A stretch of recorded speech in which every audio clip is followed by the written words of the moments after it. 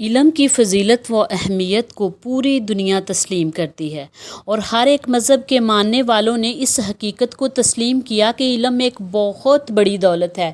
علم کی ترغیب اور تاکید جتنی زیادہ ہمارے دین اسلام نے کی ہے اتنی کسی دوسرے مذہب نے نہیں کی۔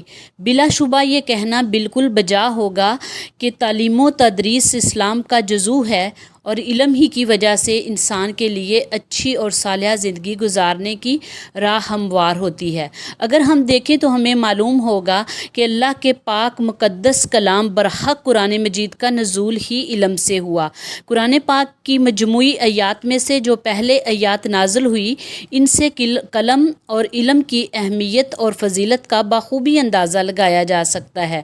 خود اللہ کریم قرآن کریم میں ارشاد فرماتے ہیں، سورۃ علق آیت نمبر 1 تا 5 کہ اپنے پروردگار کا نام لے کر پڑھو جس نے جہاں کو پیدا کیا، جس نے انسان کو جمے ہوئے خون سے بنایا۔ پڑھو تمہارا پروردگار بڑا کریم ہے جس نے قلم کے ذریعے علم سکھایا اور انسان کو وہ باتیں سکھائی جس کا اسے علم ہی نہیں تھا۔ یہ وہ وحی الہی ہے جو اللہ نے جبرائیل علیہ السلام کے ذریعے سے رسول کریم صلی اللہ علیہ وسلم پر نازل فرمائی۔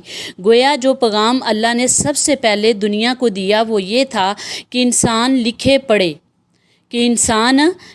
پڑھے اچھی اور عمدہ تعلیم و تربیت حاصل کرے تاکہ وہ اللہ کا نیک اور فرما بردار بندہ بن سکے اور اسی طرح ایک صالحہ اسلامی معاشرے کے قیام کے لیے راہ ہموار ہو سکے۔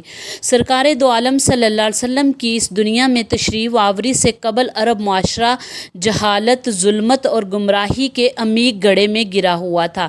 اس زمانے کے لوگ بے جا غرور، تکبر، بڑائی اور جہالت میں مبتلا ہو کر ایک دوسرے پر فوقیت حاصل کرتے تھے اور اس پر فخر کرتے تھے۔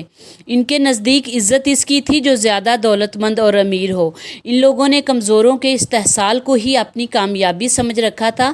سرکار دو عالم صلی اللہ علیہ وسلم نے ایمان کی دولت سے محروم ان عرب قبیلوں اور خاندانوں کی زندگیوں کو علم کے نور سے منور کیا اور یہ جاہل عرب قوم مہذب اور تعلیم یافتہ بن گئی، جس کے بعد دیکھتے ہی دیکھتے یہ پوری قوم امت واحد بن کر قرآن و حدیث کی تعلیم و تدریس میں مصروف ہوگی۔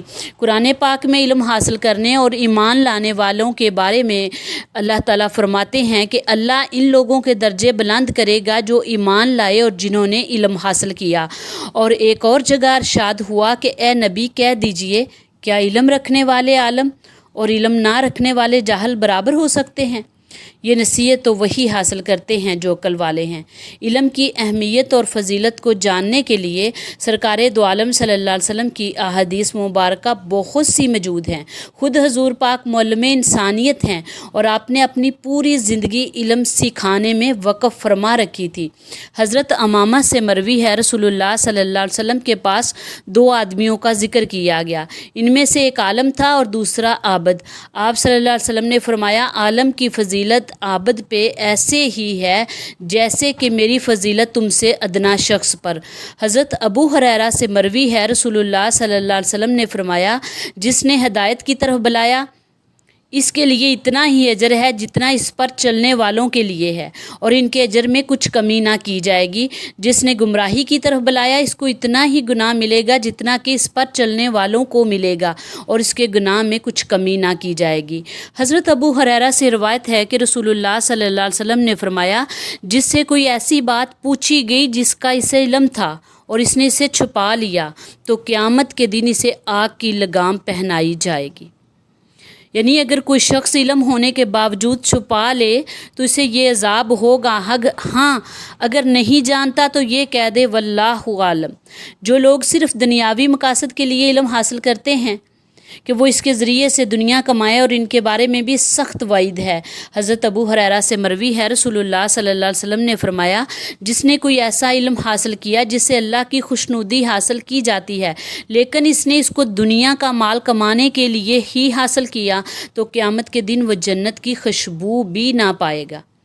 حضرت کعب بن مالک کہتے ہیں کہ میں نے رسول اللہ صلی اللہ علیہ وسلم کو فرماتے ہوئے سنا جس نے علم اس لیے حاصل کیا تاکہ علماء سے مقابلہ کرے یا احمقوں سے جھگڑے یا اس کے ذریعے لوگوں کی توجہ اپنی طرف مبذول کرے تو اللہ تعالیٰ اسے جہنم میں داخل کرے گا۔ ارشاد ربانی ہے بلکہ وہ تو کہے گا تم سب رب کے ہو جاؤ۔ یعنی سیکھنے اور سکھانے والے کی فضیلت ارشاد ربانی ہے، بلکہ وہ تو کہے گا تم سب رب کے ہو جو اس لیے کہ تم کتاب سکھایا اور پڑھایا کرتے تھے۔ یہ سورۃ آل عمران آیت نمبر 79 میں ہے۔ حضرت ابو موسیٰ سے روایت ہے کہ رسول اللہ صلی اللہ علیہ وسلم نے فرمایا، اللہ تعالیٰ نے علم و ہدایت کی جو باتیں مجھ کو دی ہیں، ان کی مثال زوردار بارش کی طرح ہے جو کسی زمین پر برسی۔ جو زمین عمدہ تھی اس نے پانی چوس لیا اور اس نے گھاس اور سبزی خوب اگائی، اور بعض زمین سخت تھی اس نے پانی تھام لیا۔ اللہ تعالیٰ نے لوگوں کو اس سے فائدہ پہنچایا، انہوں نے اسے پیا اور جانوروں کو بھی پلایا اور کھیتی باڑی کی۔ اسی زمین کے بعض ایسے حصے میں بارش ہوئی جو صاف چٹیل تھی، اس نے نہ تو پانی روکا نہ گھاس اگائی، بلکہ پانی اس پر سے بہہ کر نکل گیا۔ یہی مثال اس شخص کی ہے جس نے اللہ کے دین میں سمجھ پیدا کی، اور جو اللہ تعالیٰ نے مجھ کو دے کر بھیجا اس کو فائدہ ہوا، اس نے خود سیکھا، دوسروں کو سکھایا، اور اس شخص کی مثال ہے جس نے اس پر سر ہی نہیں اٹھایا اور اللہ کی ہدایت جو اللہ نے مجھے دے کر بھیجی ہے، جو ہدایت میں دے کر بھیجا گیا ہوں، اسے نہ مانا۔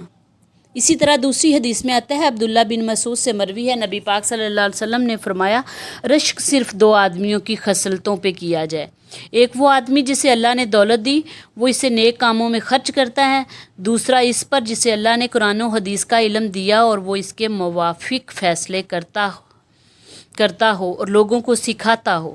اسلام چاہتا ہے کہ دنیا میں بسنے والا ہر انسان تعلیم کے ذریعے صحیح معنوں میں اشرف المخلوقات کے درجے پر پہنچ جائے۔ وہ کتاب اللہ اور سنت نبی صلی اللہ علیہ وسلم کو حقیقی علم قرار دیتے ہوئے اسے انسانیت کی فلاح کا ضامن قرار دیتا ہے۔ اسلام کی تعلیمات کہتی ہے کہ قرآن حقیقی علم ہے، جبکہ دوسرے علوم معلومات کے درجے میں ہیں، اور ان معلومات کو اپنی استعداد کے مطابق حاصل کرو۔ اللہ ہمیں علوم حاصل کرنے کی توفیق عطا فرمائے، آمین یا رب العالمین۔